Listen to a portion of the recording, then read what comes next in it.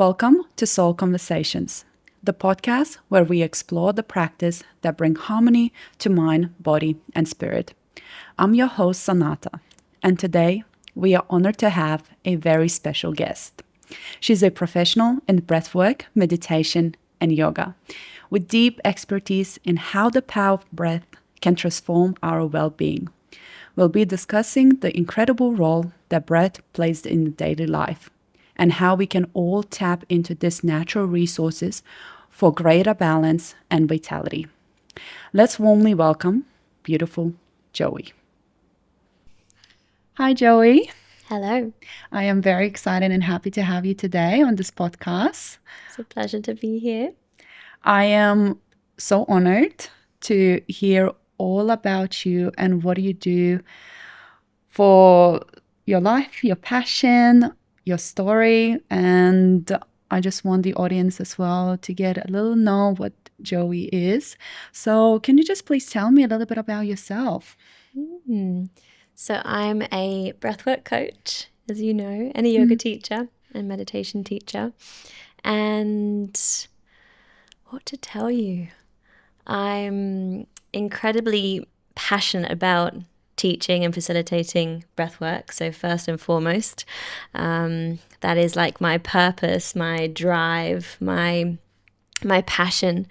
My own background, I came from England. I was working in London for many years in the corporate world, and then moved to Australia, moved to Sydney, stayed in the corporate world, and during that time experienced a lot of stress, a lot of anxiety. In fact, I experienced pretty chronic anxiety for goodness, many years. Since I was a teenager, I would wake up most days feeling very anxious. And the combination of that and then working in the corporate world left me in a state of burnout, a state of overwhelm. And so I started a bit of a health journey to try and understand myself more and to try and heal my body. But then through that, started going a lot deeper into not just healing kind of the mind, which is what I was really focusing on at the start, but then like healing somatically. So really understanding what was happening in my body and forming that deeper connection to my body. And I tried so many different modalities. So I trained as a yoga teacher first, and I love teaching yoga. And my favorite part of teaching yoga was the pranayama, which is breath work. The kind of more ancient traditional practices. And when I kind of went on a bit of a journey of exploring breath work and the different modalities, and I've done so many different trainings now, it was the most powerful thing for me that completely changed my life. It changed how I see the world, how I see myself, how I function.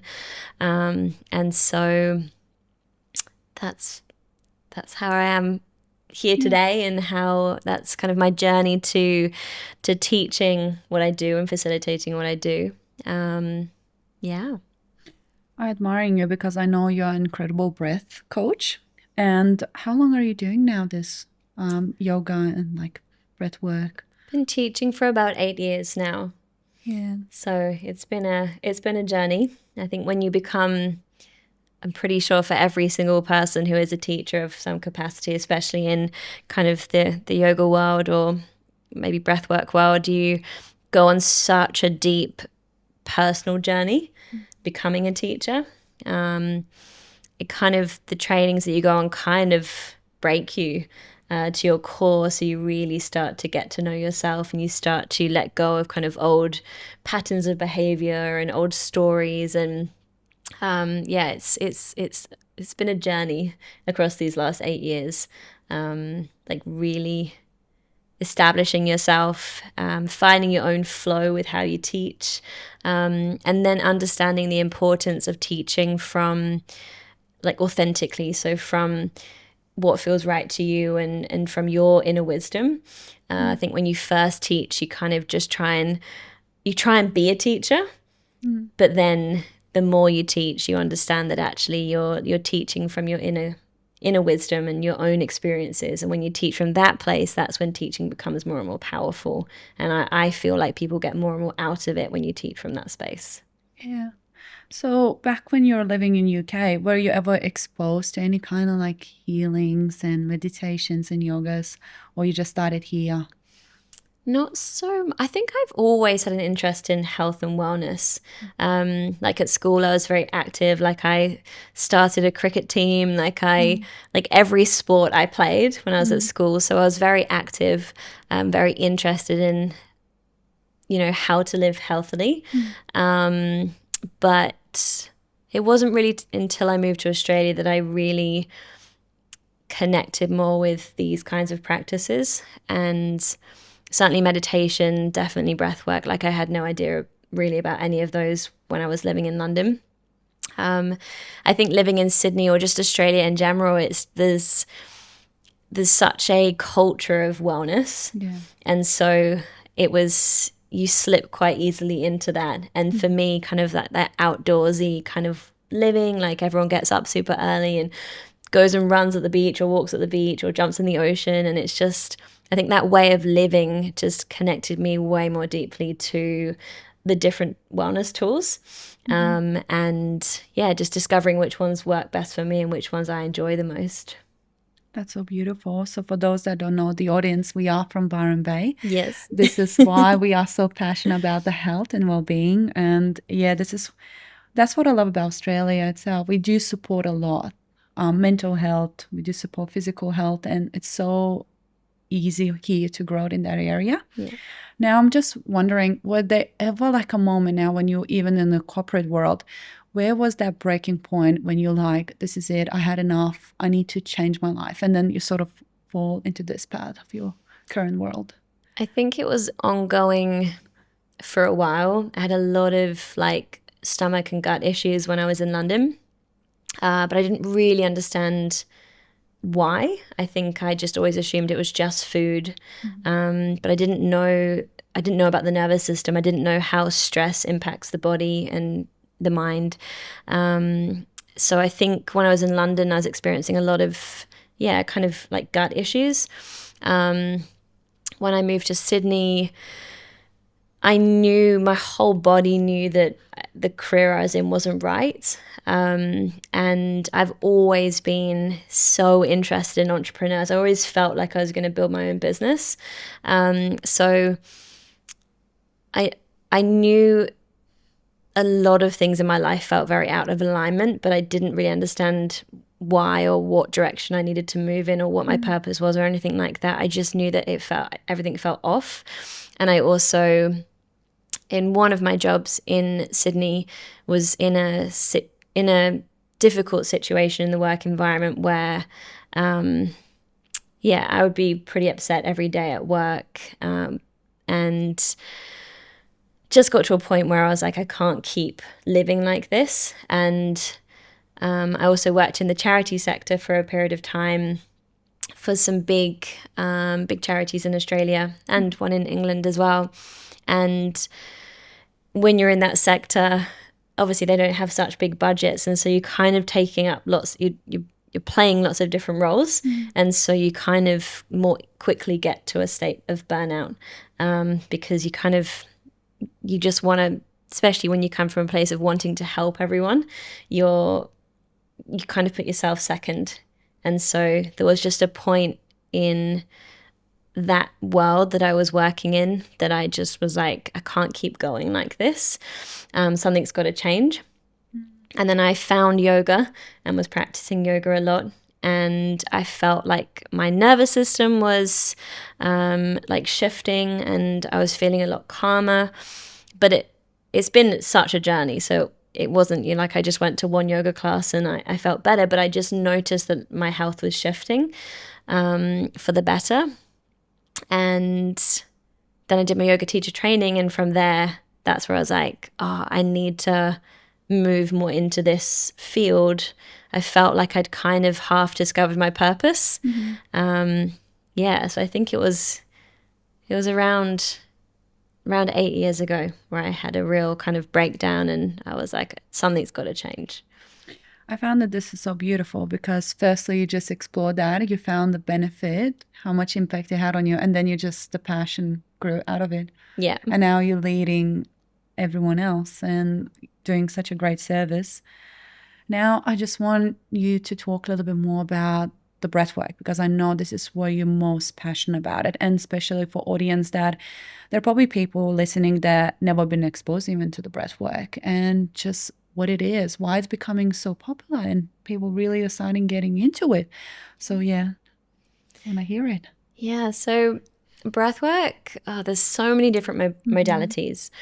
And so what I love about breathwork is there's a breath practice or a breath tool that you can use for anything.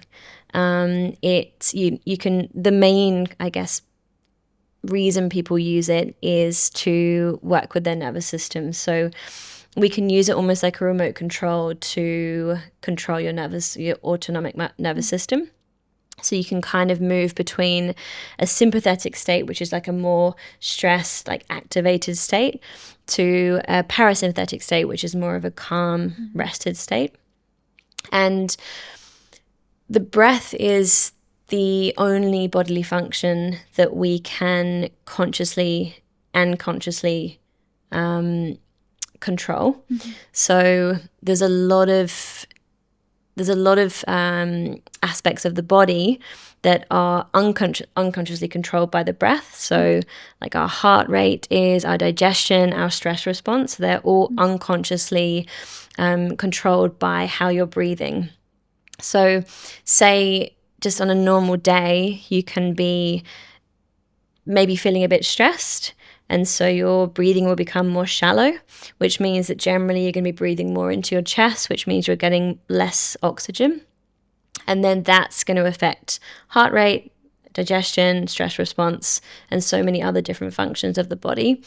But we can then consciously, once we have an awareness of what's happening in the body, we can then consciously find a tool, a breathing practice that can support either in calming, so moving from the sympathetic nervous system to the parasympathetic, or the other way around. Sometimes you need to go from a calm state and you want to feel energized, you want to feel activated. So you can, there's many different practices you can use to activate as well. I'm just more interested now when we don't breathe correctly and we continuously breathing that shallow, more stressful way. What like more health problems that could cause? Obviously now it's just the heart rate change and stuff, but what it could potentially lead that we develop all kind of illnesses? What could it cause actually incorrect breathing? Wonder. There are so many, I guess, illnesses or bodily functions that are affected by not breathing properly. One of the biggest bits of research that has come out in the last few years is the power of, or the importance of, breathing through the nose. So many people these days breathe through the mouth unconsciously, which can then affect the health in so many different ways. But asthma, like sleep apnea, like sleep disorders, there's like your immune system, it can affect your mental health, like pretty much every single system within your body can be affected by your breath. So that also means that pretty much any ailment, there is a breathing practice, or there is a breathing, not modality, but there is a way of healing it by using the breath. And often you then incorporate other tools as well and other bits of expertise.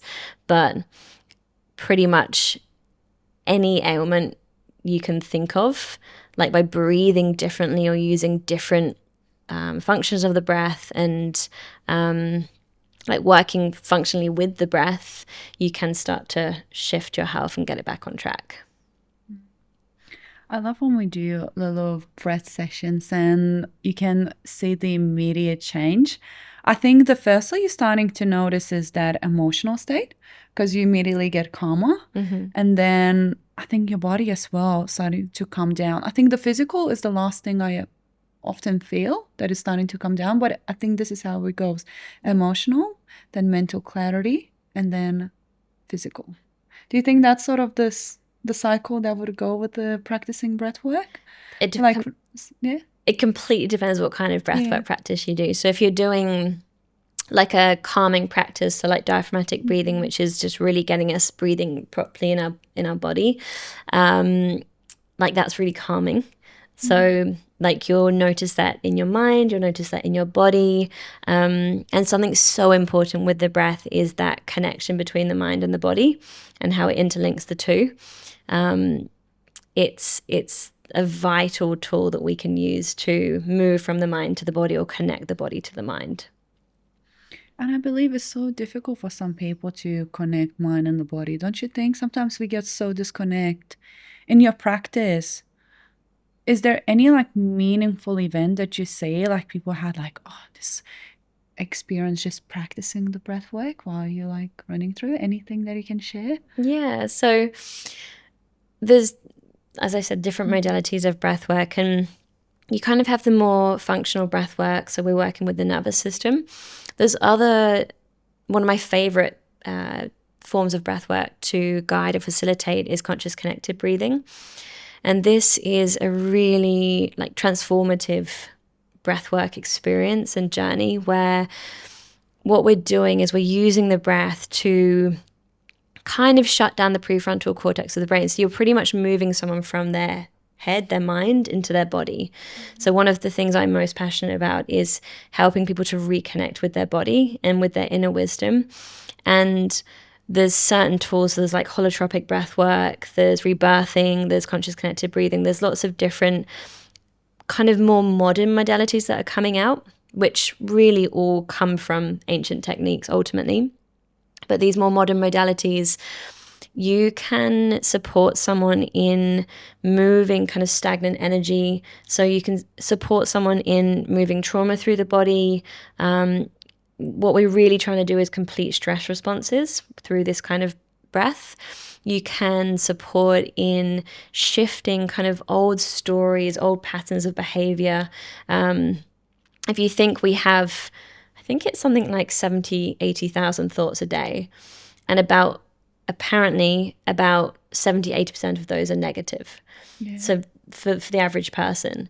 So pretty much what is happening is subconscious, and it's subconscious stories that are just kind of on repeat, and then they're controlling like how we're showing up in the world, like the things that we're calling into our world. And what you can do with breath work is you can start to firstly have an awareness of what those stories are, but you can also just start to shift energy through the breath, which is super powerful. Without even actually having to go into the story of what happened in the past, you can actually use the breath to start to move energy and shift that. And that brings us back ultimately to a state of peace, of joy, of freedom, which is like our natural state of being. So there's the kind of more functional breath work, and then there's also these kind of, I guess, more spiritual practices where you're delving deep. And it doesn't even have to be spiritual. You can go to spiritual realms, but really it's connecting mind and body, and it's helping people move from their heads into their bodies. And that's something I'm so passionate about, because I spent the majority of my life, or certainly my first 30 years of my life, in my head. And any tool that I could find to help drop me into my body, I was just like, I became really passionate about it. And the breath for me is just the most powerful way to do that. I don't know, but I always believe that our body is like, it is a temple, but as well as like a source of wisdom. I think it's like being within yourself, you're going to find all those answers that you need and the guidance. And funnily enough, I've been exposed to meditation ages ago, but not the breath work. And it seems like you're meditating, you're trying to calm your mind down. But I think practicing the correct breathing, that's when you're really starting to tune in.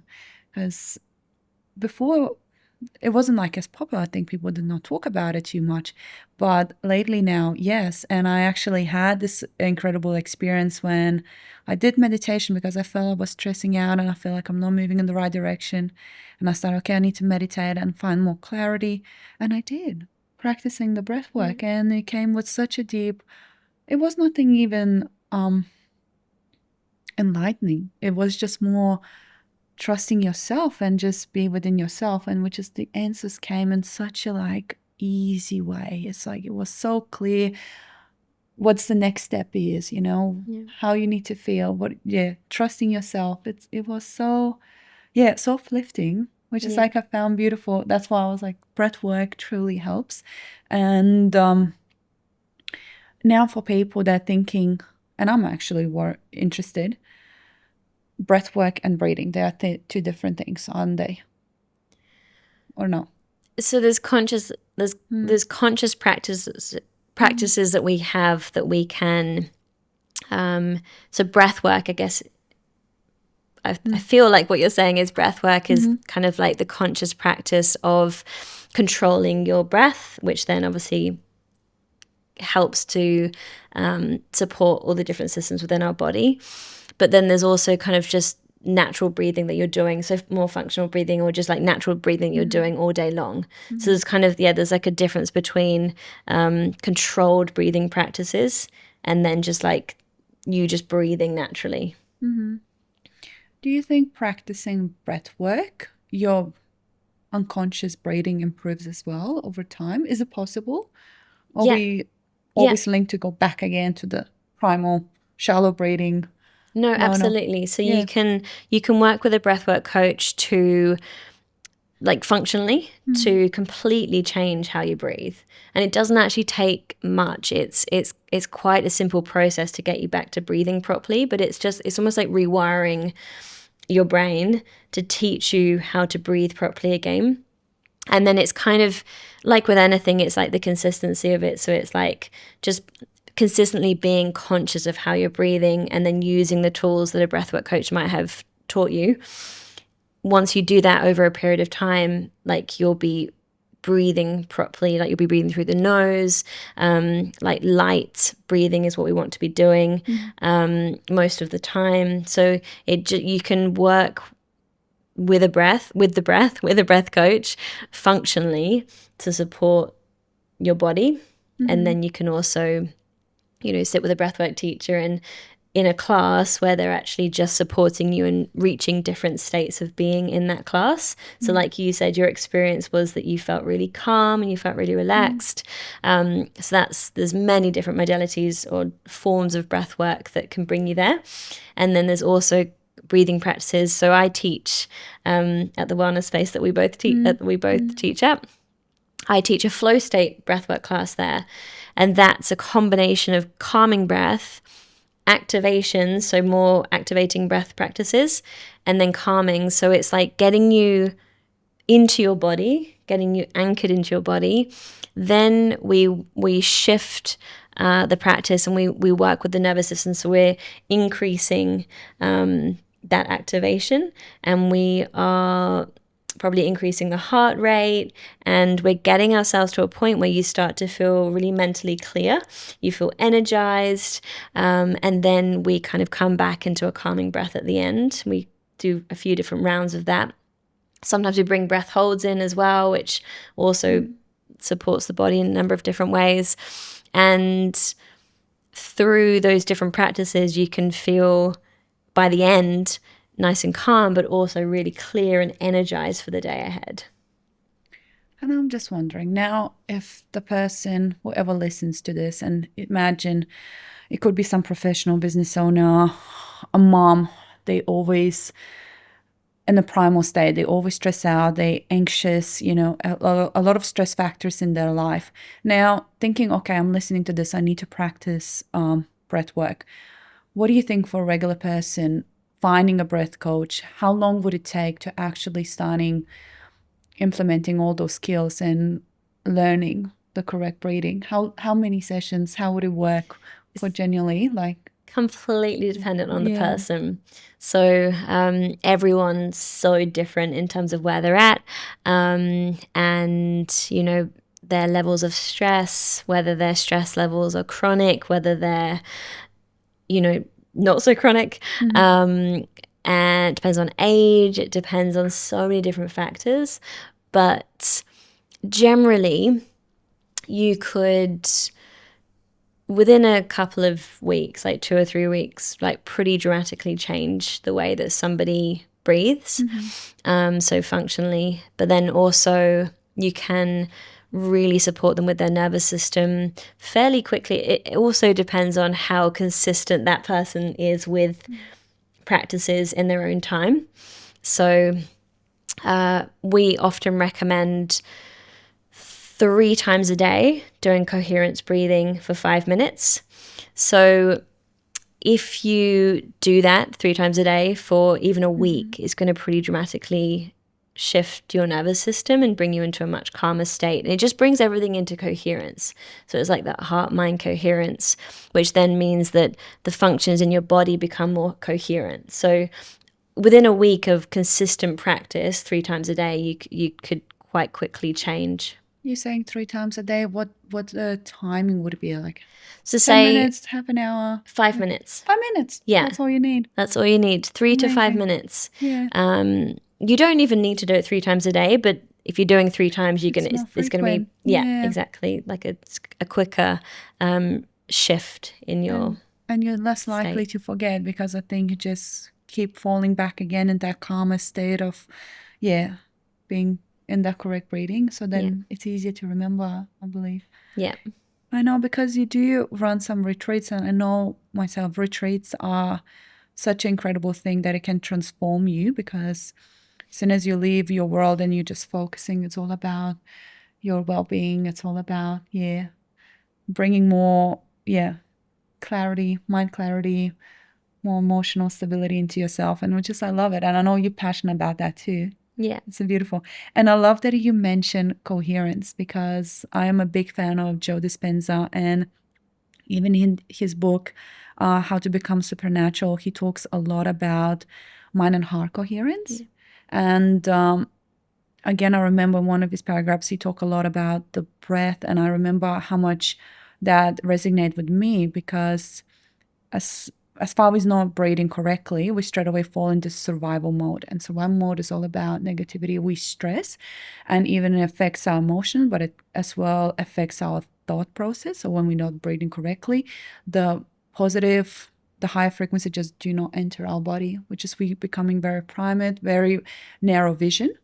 And as soon as you practice that breathing, correct breathing, it just sort of opens this another spectrum of how more you can experience and see and understand. And then it's just, the thought process changes as well.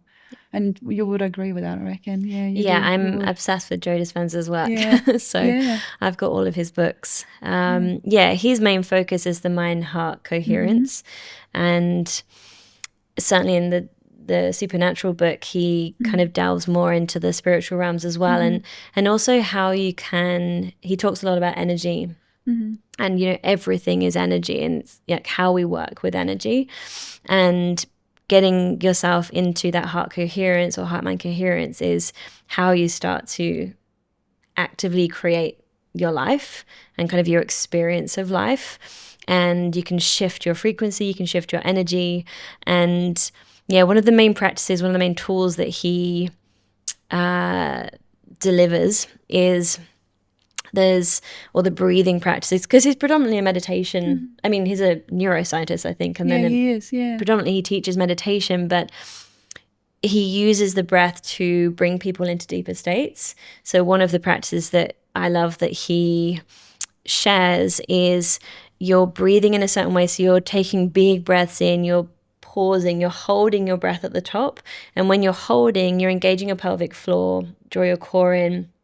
And then you're moving the energy all the way up the spine. I teach this actually quite a lot myself in my classes, but you're moving all that energy up and you're kind of locking. And so you're bringing the energy to your third eye, to the pineal gland. And from that space, you start to feel the energy expanding when you're in the breath hold, and then you release. So it's kind of like this process of like building energy up, bringing all of the energy to the pineal gland, and then releasing. And through that, you can reach different states of consciousness, and he does a lot of work with the energy system, so the chakra system as well. So we could talk about Joe Dispenza's work for hours. Like there's so much depth there, and it's incredible. But at the core of his work, it's really that mind-heart coherence. And then from that state, like what you can create and what frequency you can move to and shift to from that. Okay, so now I'm very curious. Can we try a little practice, like the breath? Absolutely. Because I feel, I don't know, I think a little bit stressed every time I run the podcast. I feel a bit stressed. And I think it would be a perfect timing just to calm down. What do you think the best practice would be? Like, would take 2 minutes. What do you think? I would always recommend diaphragmatic breathing, Yeah. but we'll do that and a little bit of an extended exhale as well. Okay, shall we Let's try? do it. Okay. So I'm get excited. comfy. Okay, I'm very. You don't have to sit like a yogi like me. I'll be relaxed. Close your eyes. And just start by bringing your awareness to your body. So just checking in with your body, noticing how you feel. And then also start to notice your breath, how you're breathing. And we're going to be breathing in and out of the nose. So just breathing all the way in through the nose and then all the way out through the nose, starting to deepen the breath.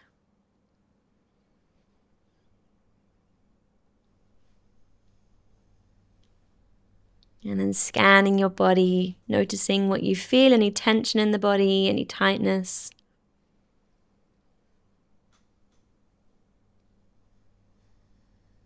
See if you can soften the shoulders, relax the jaw.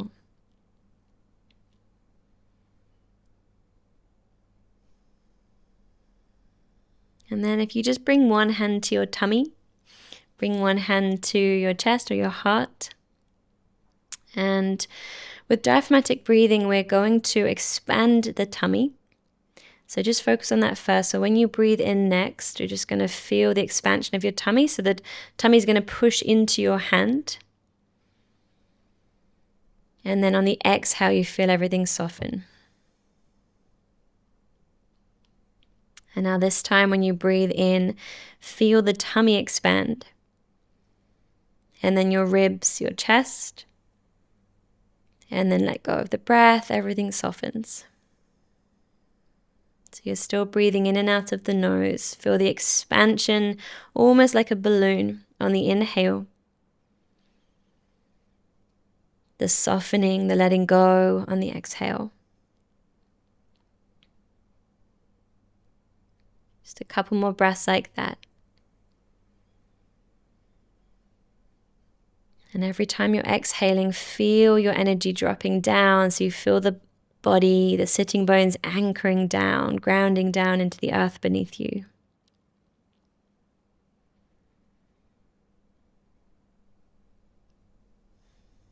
And now when you found a rhythm with your breath, and you can feel all of those 3 different parts integrating, we'll just start to extend the exhale.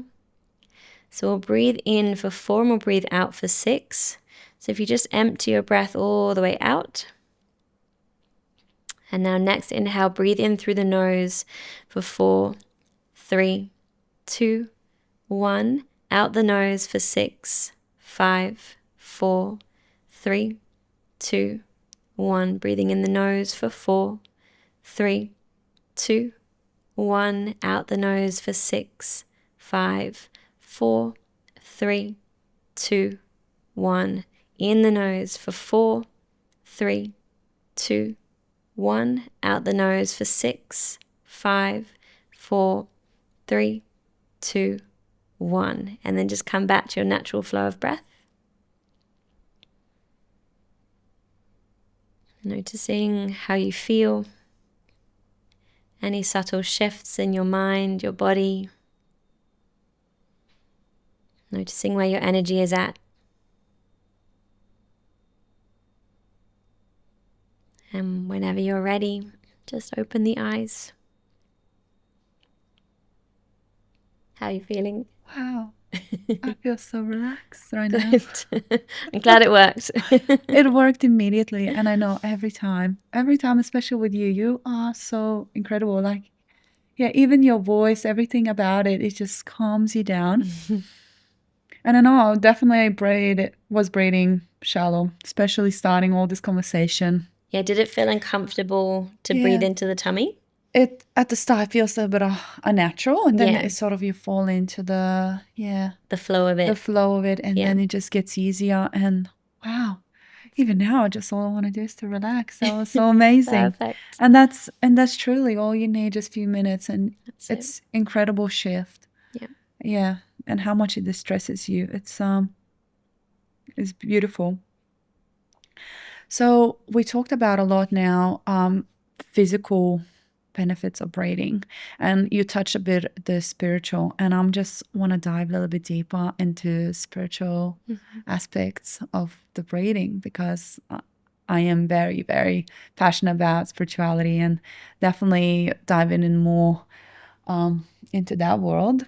So thinking you teaching as well, you're definitely touching some bases with spiritual breathing and bringing the benefits. So what could you share from your practice about that? So it's important to me to kind of merge the science with the spirituality.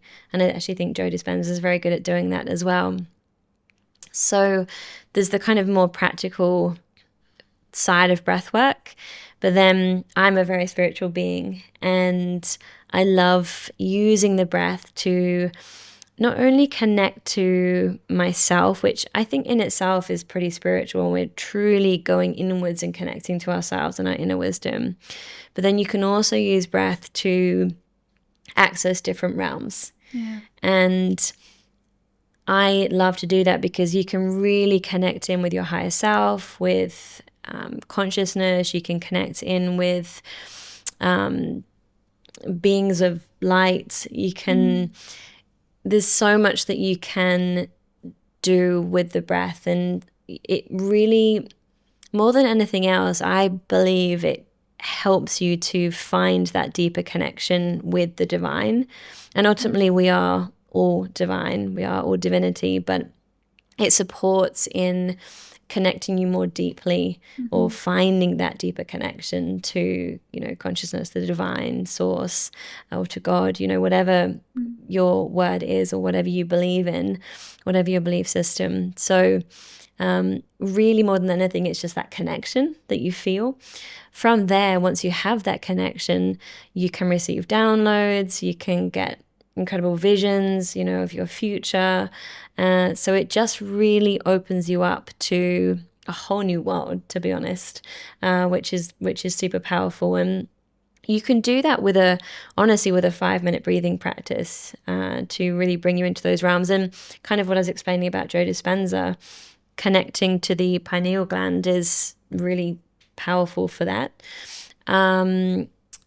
But also conscious connected breathing, which I facilitate those deeper journeys. And through the breath, you're really dropping in to the body. But then you can also activate DMT within, which is like a psychedelic journey. So you can do that through the breath. You don't need to take mushrooms, ayahuasca, anything else. You can actually have a psychedelic experience through breathing practices, which then takes you into different realms. So it's pretty cool what you can access. Yeah. And I feel like even myself, when you practice meditation, I think meditation helps, but again, meditation is the calm breathing, so it's very related. You become more intuitive. Yeah. And when you become you have that wisdom, and like what sort of it's going to wait for you, if you make this decision or that decision. And it's beautiful to have that clarity. Another thing I wanted to cover a little bit, because I know people often stay in a big state of fear, and we make so many decisions based on fear. And I think that just the lack of trust within yourself, and again, lack of connection and not tuning into those realms in spirituality, because when you do have that little connection, you understand that there is nothing to be afraid of. So most of your life decisions not going to be based on fear. You're not going to be keep attracting those negative, events in your life. What could you say about that? Like managing the fear aspects with breathing. So really it's coming back to that mind-heart connection. So when we're using the breath to come into heart coherence, which is you're breathing in for 5, breathing out for 5. That's the main way to come into heart coherence. through that, like you're tuned in to your heart space, which means that you're going to start living more authentically. You're just going to start living from love, not from fear.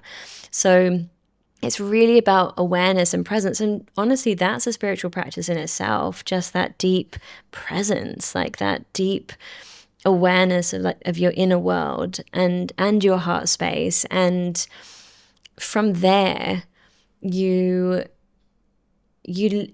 live more in alignment and from more authenticity, because instead of living from the ego and, you know, your fears and those stories and those subconscious patterns, you're so much more connected to the truth of who you are and what feels right for you. And like you say, your intuition, it's like you're so much more connected to that. And when you start living from that place, your whole life will change. And you're moving more in flow with what feels in alignment for you, which then you're just in a different frequency. You're vibrating at a completely different frequency. So it's all kind of interconnected, but really the main thing is that coherence. It's that mind-heart coherence. Once you establish that, you automatically have that kind of spiritual connection in that practice, and that deeper connection to yourself and to your intuition.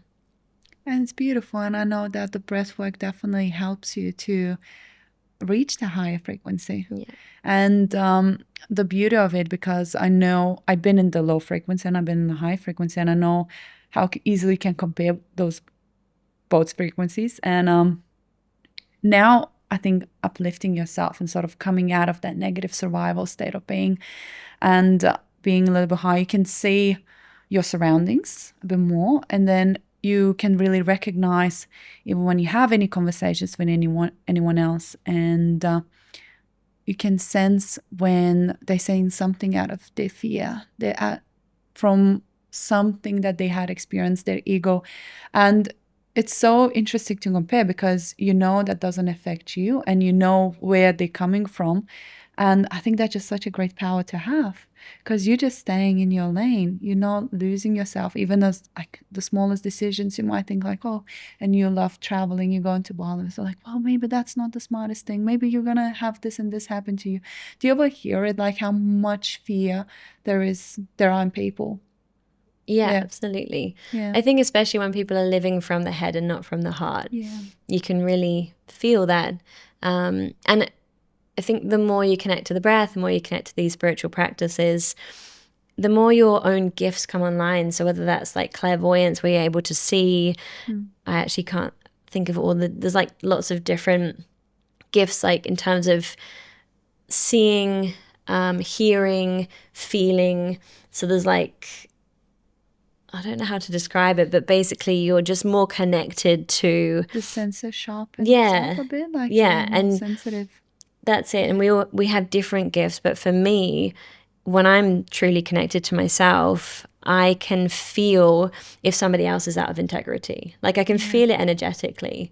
And anyone really could, if we're connected enough to our own energy. You can then sense around you what feels off and, you know, what feels right for you, whether you want to lean in or pull back.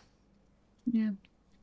And what I was aware as well, so many people, when they feel unhappy and they're looking for the way to make themselves feel better, they spend thousands of dollars. They're going around the world looking for answers, you know, just to find that calmness.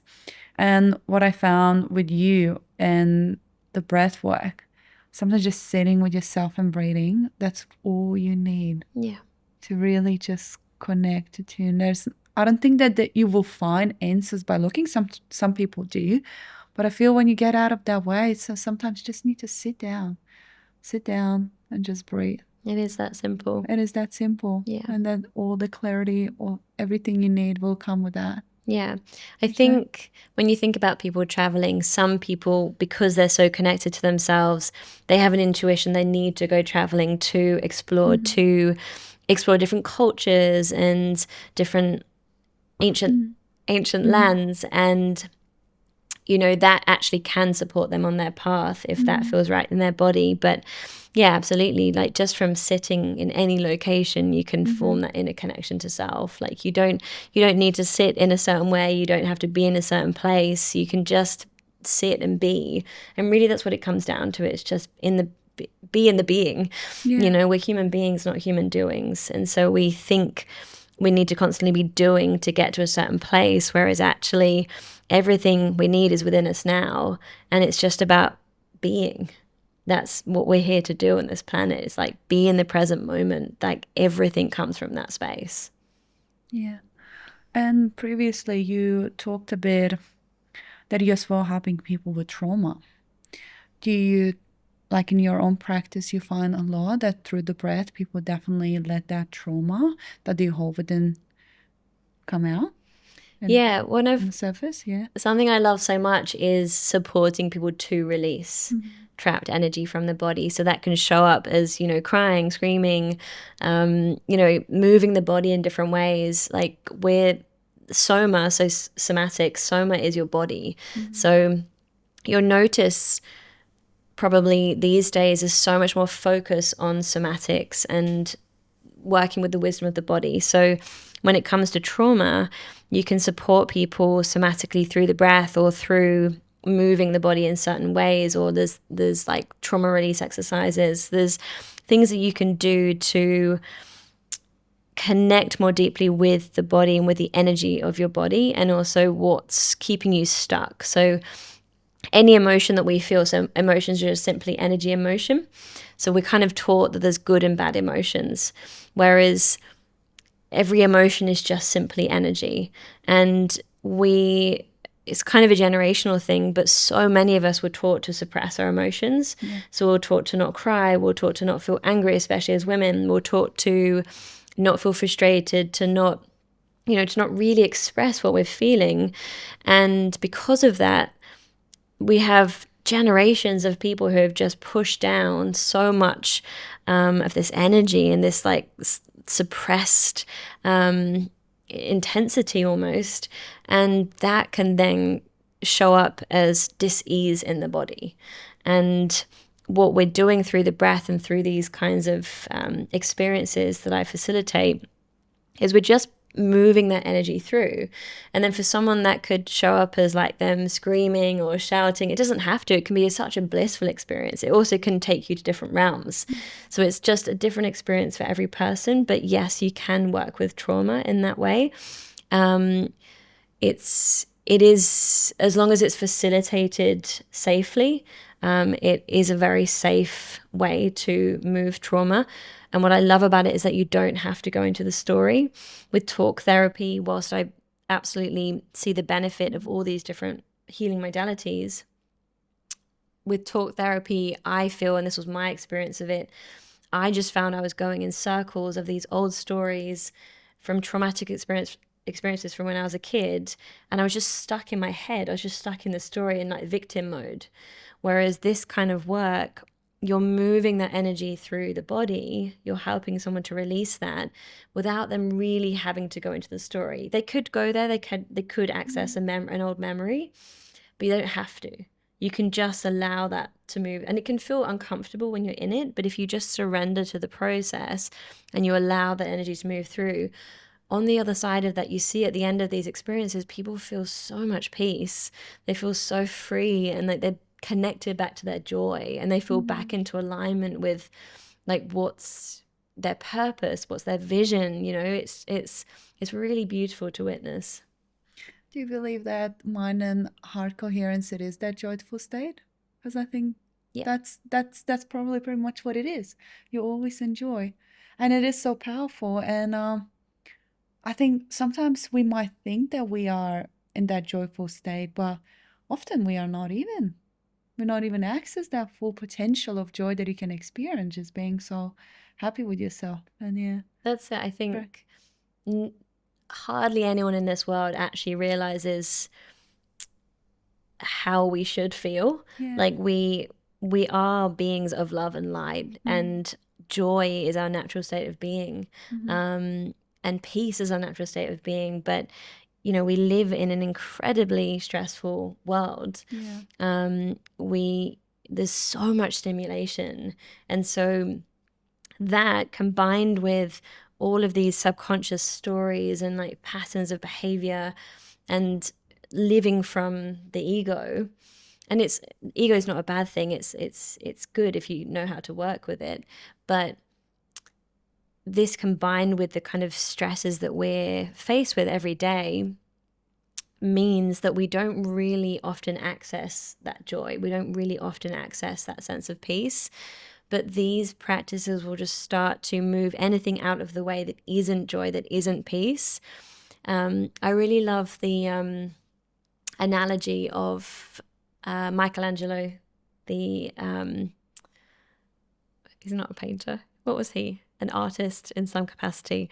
Mm-hmm. And he created the statue of David. Mm-hmm. And everyone used to talk about like this beautiful statue of David. And they said to him, how did you create that?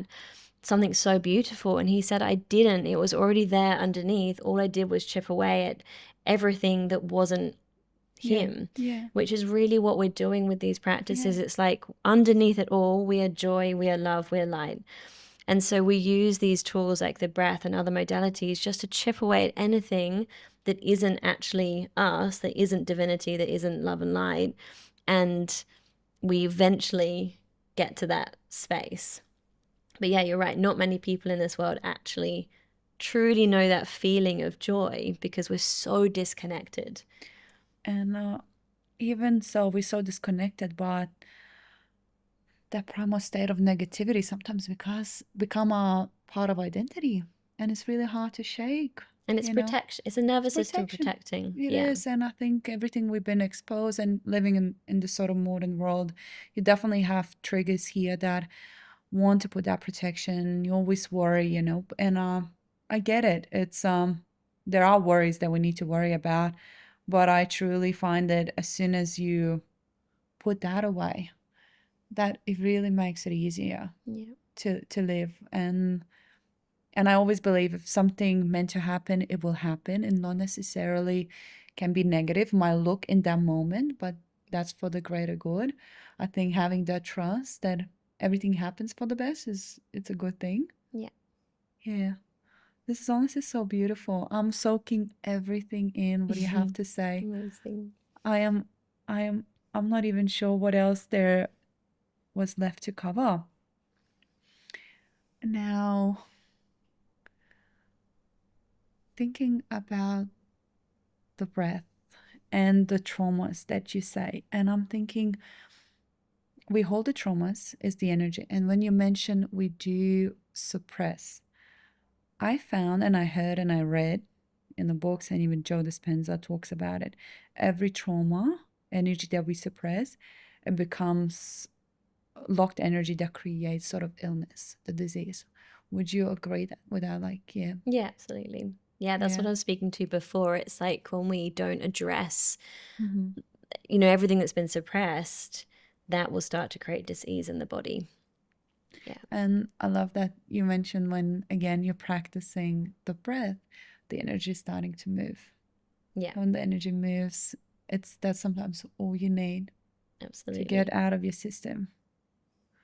I am so happy, Joe, to have you here today. Thank you for having me. This conversation was so useful. I feel so amazing. Even that breath practice, I feel incredible right now. Good. Thank you so much for sharing your story and your work. Thank you for having me. Such an honor to chat with you. Thank you. Thanks, my love.